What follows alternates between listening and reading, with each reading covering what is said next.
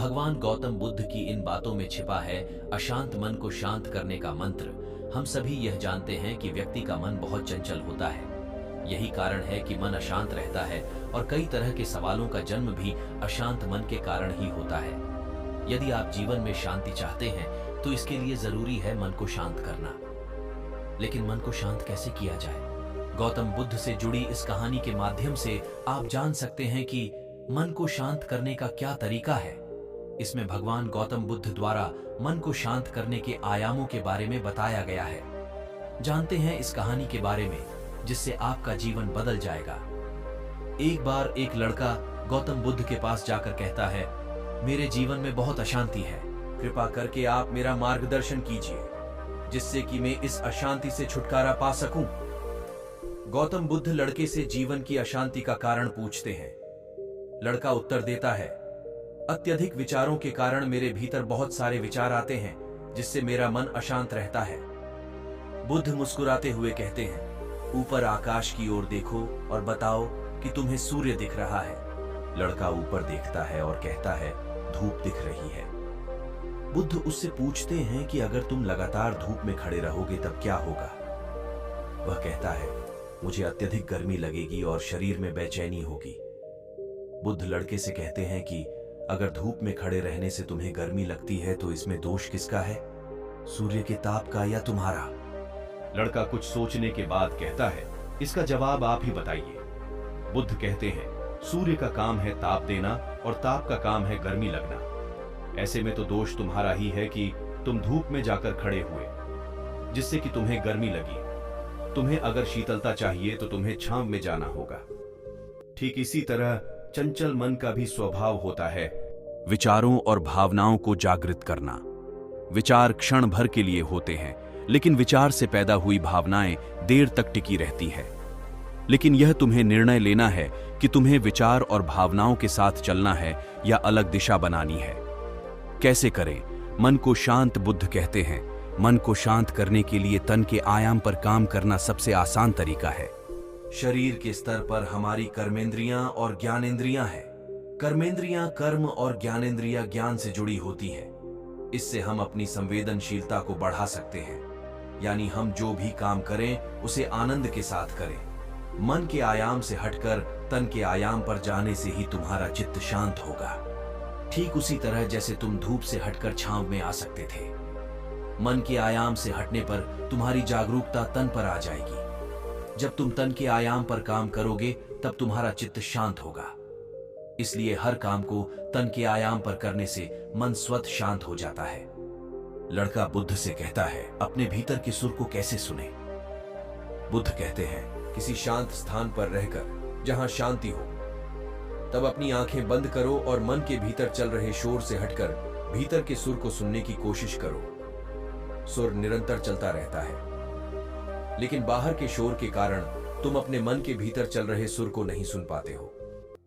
जब तुम अपने दोनों कानों को अपने हाथों से बंद कर दोगे तभी मन के सुर को सुन पाओगे। इस तरह तुम मन की अशांति से दूर हो जाओगे और तुम्हारा मन शांत हो जाएगा। क्रोध या गुस्सा एक भावना है।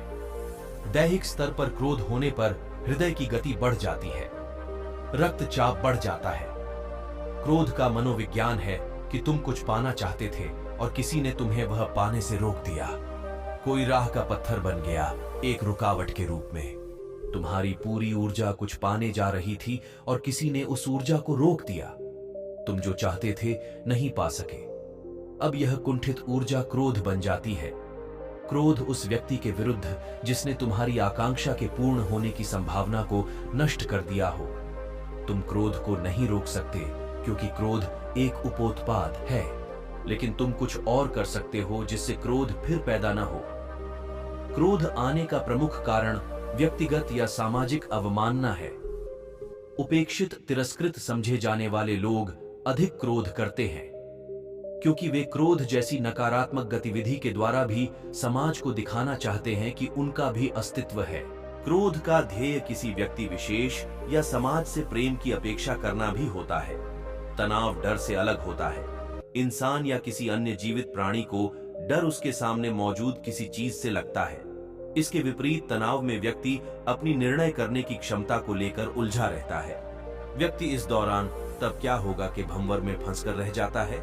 लेकिन जब डर कामकाज से उलझने लगता है तो तनाव का रूप ले लेता है, जिसके अपने कई रूप हैं। चिंता दिमाग में अत्यधिक हलचल के कारण उत्पन्न होती है, जो दिमाग के बीच का हिस्सा होता है। दिमाग का यह हिस्सा नएपन और किसी खतरे का सामना होने की सूरत में सजग होता है। अपने साधारण कामकाज के दौरान इस क्रिया में भावनात्मक अनुभवों की स्पष्ट यादें होती हैं। क्रोध प्रकट करने से पहले कार्यालय में तनाव अधिक होना धैर्य क्षमता को कम करता है। जब आपके काम का श्रेय कोई और ले लेता है अथवा आपके काम पर प्रश्न उठाता है तो क्रोध के लक्षण उभरने लगते हैं। पर इससे पहले कि क्रोध हम पर हावी हो जाए, हमें इसका प्रबंध करना जरूरी हो जाता है। हमें क्रोध के मूल कारण को जानने और समझने की जरूरत है। गुस्सा एक ऐसी अवस्था है जिसमें विचार तो आते हैं, लेकिन भाव अपनी प्रधानता पर होते हैं। और सामने वाला कौन है, हमारा उससे क्या संबंध है, हमें उससे कैसा व्यवहार करना चाहिए, आदि विचार लुप्त हो जाते हैं।